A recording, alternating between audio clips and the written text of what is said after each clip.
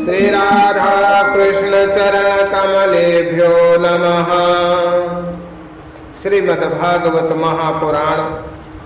नारायणं नमस्कृत्य नरं चैव नरोत्तमं देवीं सरस्वतीं व्यासं ततो जयमुदीरयेत्।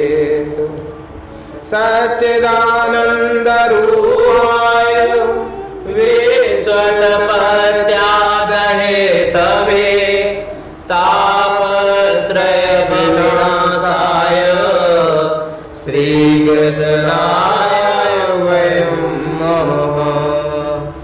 श्रीमद्भागवत महापुराण के प्रथम स्कंद में कल हम लोगों ने 11वें स्कंद तक की कथा को श्रवण किया, जिसमें भगवान श्री कृष्ण हस्तिनापुर से द्वारिका के लिए प्रस्थान कर गए और द्वारिका में भगवान का भव्य स्वागत हुआ।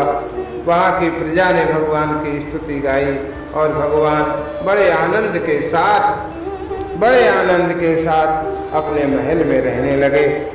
इधर अब 12 स्कंद में परीक्षित के जन्म की कथा प्रारंभ होती है। श्री सौनक जी ने प्रश्न किया। सौनक उवाच अस्वस्थामनोपसृष्टेन ब्रह्मशीर्षणोरुतेजसा उत्तराया हतो गर्भ ईशेना जीविता पुनः। नैमिषारण्य क्षेत्र में श्री सौनक जी ने कहा, सूचिए, अश्वस्थामा ने जब ब्रह्मशिरा नाम का वो बाण उत्तरा के गर्भ पर चलाया था तो उस तेजस्वी ब्रह्मास्त्र ने उत्तरा के गर्भ को संपूर्णतया नष्ट कर गया था, परंतु भगवान ने उसे पुनः जीवित कर दिया। ये बड़े आश्चर्य की घटना घटी। इस कथा को मैं विस्तार से सुनना चाहता हूँ। हे सूत जी, मुझे सुनाइए। तस्य जन्म महाबुद्धे कर्माणि च महात्मनः निधनं च यथैवासीत् प्रेत्य गतवान् यथा तदिदं श्रोतुमिच्छामो गदितुं यदि मन्यसे ब्रूहि न श्रद्धानां यस्य ज्ञानमदाक्षुकः। उस गर्भ से पैदा हुआ महाज्ञानी महात्मा परीक्षित के, जिन्हें श्री सुखदेव जी ने ज्ञानोपदेश दिया था, उनके कर्म, उनकी जन्म, उनकी मृत्यु और उसके बाद जो उनकी गति हुई, जो प्राप्ति हुई, वो सब यदि आप ठीक समझें तो हम लोगों को सुनाएं। हम लोग बड़ी श्रद्धा से और पूर्ण श्रद्धा से उस कथा का श्रवण करना चाहते हैं। श्री सूत उवाच अपीपल धर्मराजा पितृवद रजयन प्रजा निष्प्रहा सर्वकामेभ्या कृष्ण पादाब्ज सेवया। सूत जी ने कहा, हे धर्मराज युधिष्ठिर, जब धर्मराज युधिष्ठिर अपनी प्रजा को प्रसन्न रखते हुए पिता के समान उसका पालन करने लगे तो भगवान श्री कृष्ण के चरण कमलों के सेवन से वे समस्त भोगों से निष्प्रय हो गए थे, क्योंकि भगवान की पूजा करने से, भगवान का कीर्तन करने से, भगवान में मन लगाने से, और जब हमारा भगवान में प्रेम हो जाता है तो संसार की वस्तुएं हमें वैराग्य देती हैं, भोग नहीं देती। संपदा कृतवो लोका महिषी व्रातरो मही जम्बुद्वीपाधिपत्यं च यशश्च त्रिदिवं गतम्। सौनकादृशियों, उनके पास अतुल संपत्ति, ऐसी संपत्ति थी जिसे तौला नहीं जा सकता है। उन्होंने बड़े बड़े यज्ञ किए थे और उनके फलस्वरूप श्रेष्ठ लोकों का अधिकार भी प्राप्त कर लिया था। उनकी जो रानियां थीं, भाई थे, वो बड़े उनके अनुकूल थे। सारी पृथ्वी उनकी ही थी। वे जम्बूद्वीप के स्वामी थे और संपूर्ण पृथ्वी के सम्राट थे। उनकी कीर्ति स्वर्ग तक फैली हुई थी। वो धर्मराज वास्तव में धर्मराज थे। किम ते कामासुरस्पारः मुकुंद मनसोद्विजः आदिजहुर्मुदं राज्या क्षुदितस्य थे तरे। उनके पास भोग की ऐसी सामग्रियां थी जिसके लिए देवता लोग भी लालायत रहते थे। ऐसे ऐसे भोग, ऐसी ऐसी सामग्रियां थी जो देवताओं के पास भी उपलब्ध नहीं थी। ये क्या था? ये सब भगवान कृष्ण की आराधना का फल था। परंतु जैसे भूखे मनुष्य को भोजन के अतिरिक्त दूसरे पदार्थ नहीं सुहाते हैं, इतनी सारी संपत्तियां, इतने सारे भोग होने पर भी युधिष्ठिर तथा उनके भाइयों को भगवान के सिवा दूसरी कोई वस्तु सुख नहीं देती थी, क्योंकि प्रभु से उनका ऐसा ही प्रेम था। मातुर गर्वगतो वीरा सतदा रघुनंदन ददर्श पुरुषं कञ्चित् यमानो आश्रितेजसा। ददर्श पुरुषं किंचित् हिमानो तेजसा। सौनक जी, उत्तरा के गर्भ में स्थित वो वीर शिशु जो वीर अभिमन्यु का पुत्र था, जब अश्वत्थामा के ब्रह्मास्त्र के तेज से जलने लगा, तब उसने देखा कि उसकी आंखों के सामने एक ज्योतिर्गमय पुरुष है। गर्भ में जब बालक थोड़ी चेतना उसमें आई, तो उस चेतन हुए बालक ने देखा कि उसके आंखों के सामने एक ज्योतिर्ग अंगुष्ठ के बराबर हाथ में चक्र लिए, गदा लिए, और उस गर्भ के मेरे चारों तरफ घूम रहा है कोई महापुरुष, एक प्रकाश पुंज घूम रहा है। जो उस बालक ने प्रत्यक्ष अपनी आंखों के सामने देखा। अंगुष्ठ मात्र ममलम स्फुरतपुरटमौलिनम् अपीच्य दर्शनं श्यामं तडिद्वाससमोच्यतम्। तडिद्वाससमोच्यतम् श्रीमद्गजदुर्बाहुं तप्तकाञ्चनकुण्डलम् छत्रसाक्षं गदापाणि माधवासरतोदिशं परिभ्रमन्तमुलकां भ्रामयन्तं गदामुहु। क्या देखा उस बालक ने?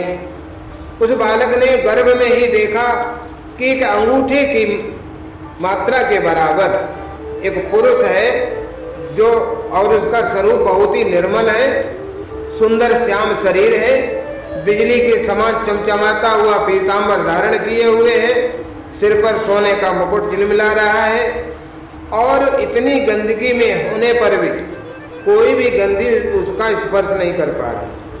उस निर्विकार पुरुष की बड़ी सुंदर लंबी लंबी चार भुजाएं हैं, कानों में तपाए हुए स्वर्ण के सुंदर कुंडल हैं, आंखों में लालिमा है, और हाथ में लूके के समान, जैसे जलती हुई लकड़ी घुमाई जाती है तो उसे लूका कहते हैं, तो हाथों में लूके के समान जलती हुई गदा लेकर उसे बार बार घुमाता जा रहा है, और स्वयं शिष्य के चारों ओर घूम रहा है। ये धन्य है भाग्य परीक्षित के, जिन्होंने गर्भ में भगवान के साक्षात दर्शन किए और देख रहे हैं पड़े पड़े।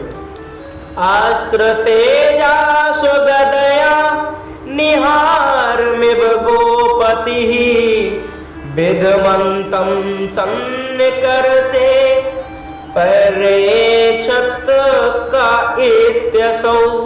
जैसे सूर्य अपनी किरणों से कोहरे को भगा देता है, वैसे ही वह ब्रह्मास्त्र का तेज उस गदा के तेज से बार बार दूर कर दिया जाता है, और वो पुनः आ जाता है, फिर भगवान भगा देते हैं। उस पुरुष को अपने समीप देखकर वह गर्भस्थ से सोचने लगा, परीक्षा करने लगा कि ये पुरुष है कौन जो मेरी रक्षा कर रहा है, ये पुरुष कौन है? परीक्षा करने लगा। आगे चले, इसीलिए उनका नाम परीक्षित रखा गया, जो बार बार परीक्षा कर रहा है। विदूय तदमे आत्मा भगवान धर्म गुव विभु। जय हो। मिश्तो दशमास्यास्य तत्रैवांतर दधे हरे।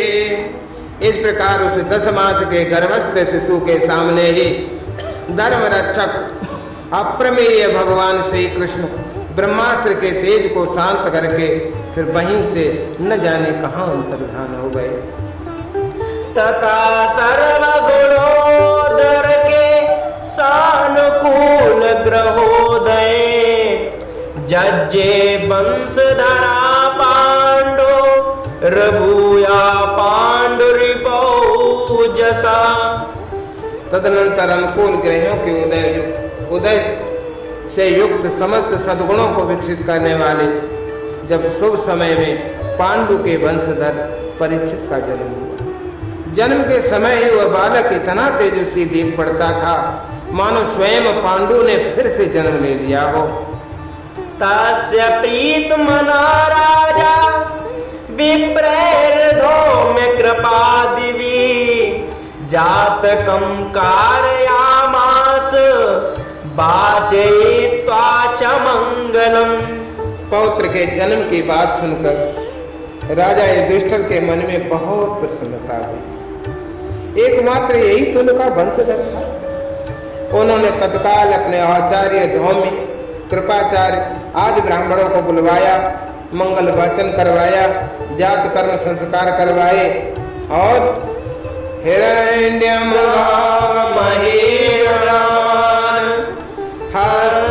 स्वान नृप त्रिवरान प्रातः स्वन्नम जबीप्रेभ्य प्रजातीर्थे सतीर्थवत्।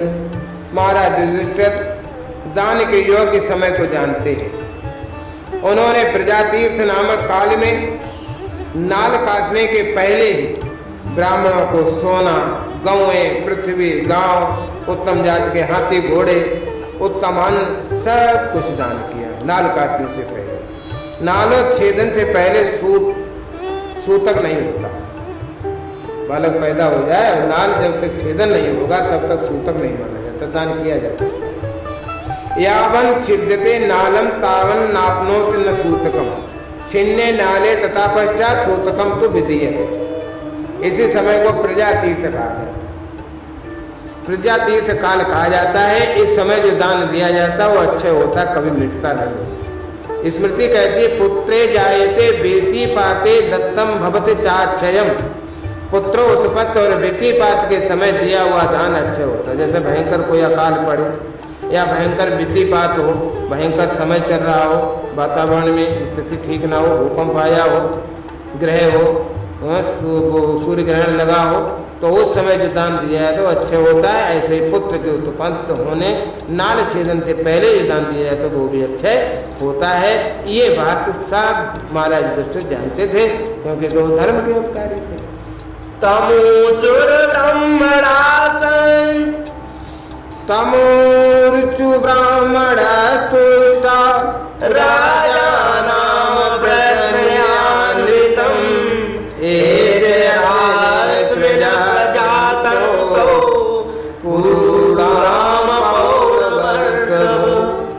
देवेना प्रतिघातेन शुक्ले संस्थामुपेयुषे रातो वनुग्रहार्थाय विष्णुना प्रभवेष्णुना। ब्राह्मणों ने संतुष्ट होकर अत्यंत विनयी युधिष्ठिर से कहा, हे पुरवंश शिरोमणि, काल की दुर्निवार गति से यह पवित्र पुरवंश मिटना ही चाहता था, परंतु तुम लोगों पर कृपा करने के लिए भगवान विष्णु ने ये बालक देकर इसकी रक्षा कर दी है, तभी तुम्हारा ये वंश बचेगा। तस्मन्नाम नाम विष्णुरात इति लोके वृहस्रवा भविष्यति न संदेहो महाभागवतो महान। क्योंकि भगवान विष्णु ने इस बालक की रक्षा की है तो इसलिए इसका नाम होगा विष्णुरात। ब्राह्मणों ने एक नाम रखा भगवान परिचित का, विष्णुरात। निसंदेह ये बालक संसार में बड़ा यशस्वी होगा, भगवान का परम भक्त होगा और ये पुरुष ही नहीं महापुरुष होगा। युधिष्ठिर उवाच आपेश वंशयान राजर्षीन् पुण्य श्लोकान् महात्मनः अनुवर्तितास्विद्ससा साधुवादेन सत्तमः।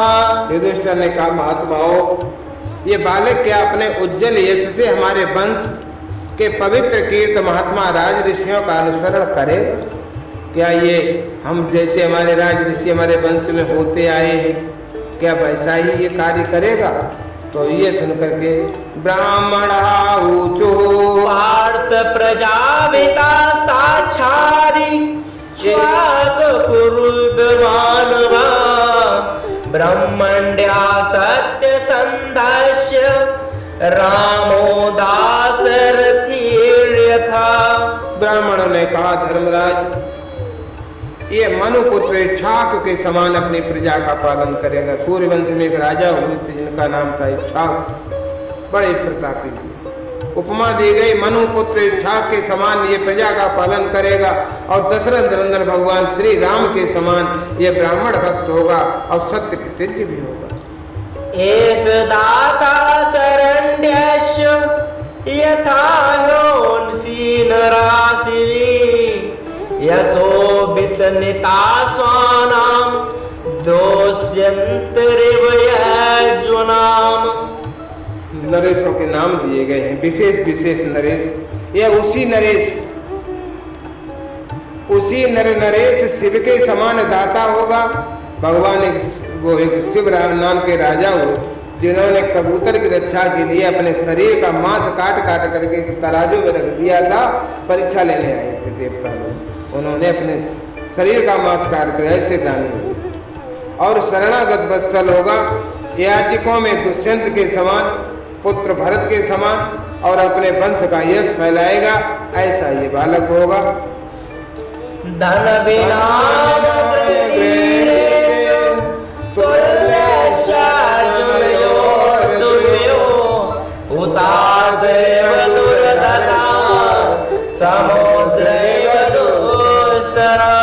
और धनुर्धरों में, अरे धनुर्धरों में तो ये सहस्त्रबाहु अर्जुन और अपने दादा पार्थ के समान अग्रगण्य हो, ऐसा वीर पुरुष होगा। ये अग्नि के समान दुधर्ष और समुद्र के समान दुस्तर होगा। इसकी वीरता का कोई था ले नहीं लगता है। मृगेन्द्र विक्रांतो निसेव्यो हिमवानिवो तितुच्छुरवसुदेवासौ सहिष्णु पितराविवो। ये सिंह के समान पराक्रमी, हिमालय की तरह आश्रय लेने वाले योग्य और पृथ्वी के सदस्य, तितिक्षु, सहन करने में पृथ्वी के समान और माता पिता के समान सहनशील होगा। पितामह समासाम्ये प्रसादे गिरिशोमप पितामह समासाम्ये प्रसादे गिरिशोपमः आश्रया सर्वभूतानां यथा देवो रमाश्रया।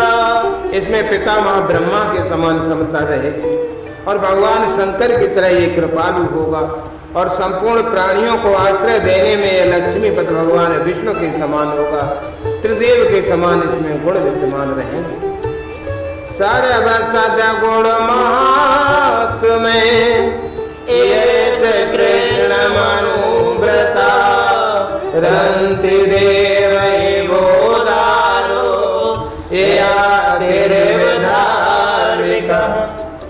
राजा लोग गिनाए जा रहे हैं, इनके एक एक गुण उनमें विशेषता रखते हैं। ये समस्त सद्गुणों की महिमा धारण करने वाले श्री कृष्ण का अनुयायी होगा, रंत देव के समान उदार होगा और महाराज ययाति के समान धार्मिक होगा।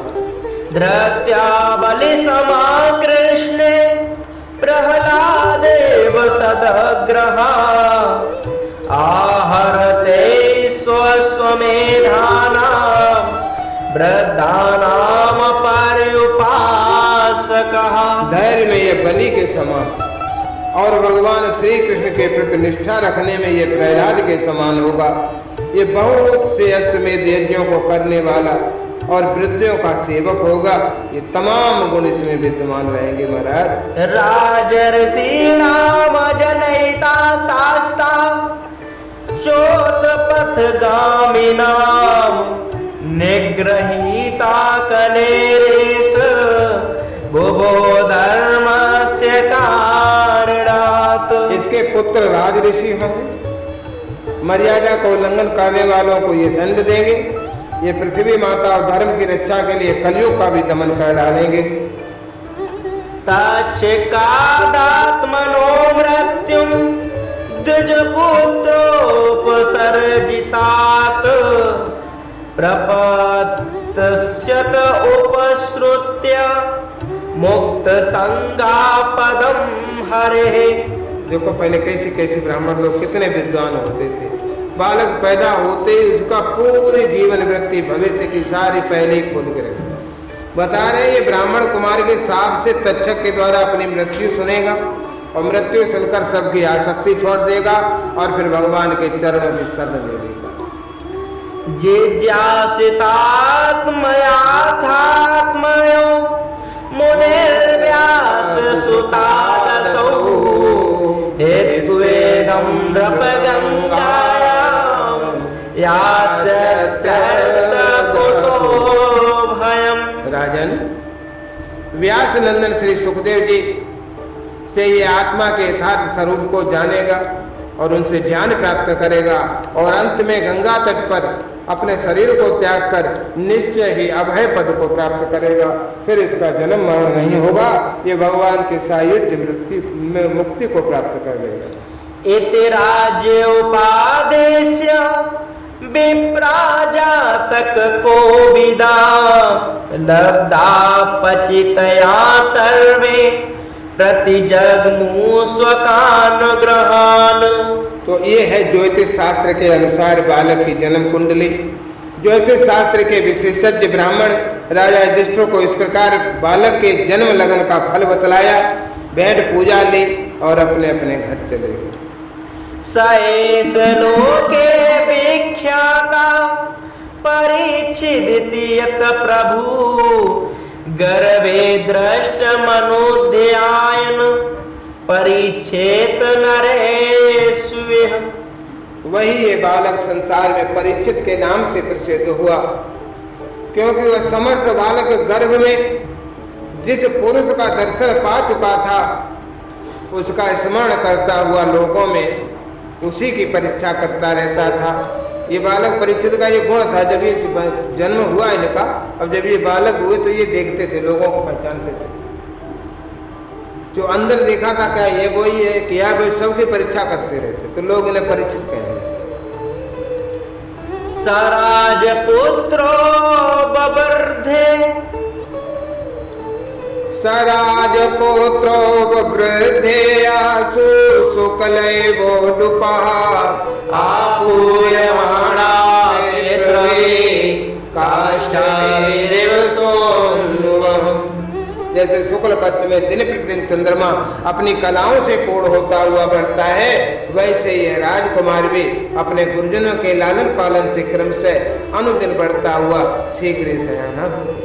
यक्षमाणो अश्वमेधेन जाति द्रोह जिहासया राजा लब्ध धनो दद्या वन्यत्र करदंडयो। इसी समय स्वजनों के वध का प्रायश्चित करने के लिए राजा युधिष्ठिर ने एक अश्वमेध यज्ञ के द्वारा भगवान की आराधना करने का विचार किया, परंतु प्रजा से वसूल किए हुए कर और दंड यानी जुर्माना की रकम के अतिरिक्त उनके पास और धन नहीं था। धन न होने के कारण वे बड़ी चिंता में पड़ गए। तत्विप्रेतुमालक्ष्य व्रातरोच्युत चोदितः धनं प्रहीणमाजहुर्रुदेशामधिशभूरिषा। अब जब उन्होंने अश्वमेध यज्ञ ठान ली, मन में आ गई, तो अब कैसे करें, धन तो है नहीं उनके पास। तो उनका यह अभिप्राय समझकर भगवान श्री कृष्ण की प्रेरणा से उनके भाई उत्तर दिशा में राजा मरुत और ब्राह्मणों द्वारा छोड़ा हुआ बहुत सा धन ले आए।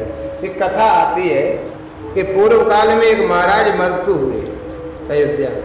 ऐसा यज्ञ किया था जिसमें सभी पात्र सुवर्ण के थे।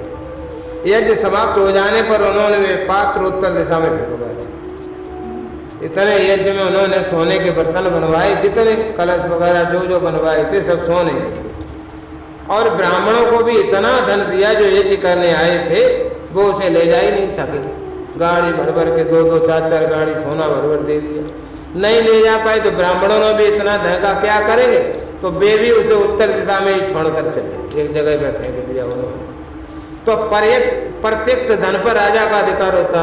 जैसे कोई संपत्ति मिले भारत में तो भारत के वो राज्य कोष में जाएगी, तो वह प्रत्यक्ष पर जो त्यागा हुआ धन है उस पर राजा का अधिकार होता है। ये भगवान को बात मालूम। तो धन, उसी धन को भगवान युधिष्ठिर के लिए मंगवाया, अर्जुन देने गए। इतना धन निकला उसमें, इतना धन निकला पूरा राज्य समृद्धशाली हो गया, पूरा अश्वमेध हो गया। और ऐसे मर्द जो राजा थे वो ऐसे यज्ञ हमेशा करते रहते थे। इतना सोना था इस देश में। तेन संवृत संभारो धर्मपुत्रो युधिष्ठिरः वाजमेदेस्त्रिभिर्वीतो यज्ञे समयजुधिरम्। उससे यज्ञ की सामग्री एकत्र करके धर्मवीर महाराजा युधिष्ठिर ने 3 बड़े बड़े अश्वमेध यज्ञों के द्वारा भगवान की पूजा की। आहुतो भगवान राजा याजयत्वा तुजैर्नृपम् उवास कतिचिन् मासान सुरनाम प्रियकायया। युधिष्ठिर के निमंत्रण से पधारे हुए भगवान ब्राह्मण द्वारा उनका यज्ञ संपन्न कराकर अपने सुहृद पांडवों की प्रशंसा के लिए कई महीनों तक पुनः वहीं रुके रहे। ततो राजव्यनुज्ञातः कृष्णया सह बन्धुभिः ययो द्वारवतीं ब्रह्मन् सार्जुनो यदुभिर्वृतः। सौनक जी, इसके बाद भाइयों सहित राजा युधिष्ठिर और द्रौपदी से अनुमति लेकर और अब की बार अर्जुन के साथ यदुवंशियों से घिरे हुए भगवान श्री कृष्ण ने द्वारिका के लिए प्रस्थान किया। इति श्रीमद्भागवते महापुराणे पारमहंस्यां संहितायां प्रथमे स्कन्धे नैमिषयोपाख्याने परिच्छेदजन्मादिकरो माम द्वादशोऽध्यायः। श्री राधा कृष्ण चरण कृष्ण गोविंद हरे मुरारी हे नाथ नारायण वासुदेवा। श्री कृष्ण गोविंद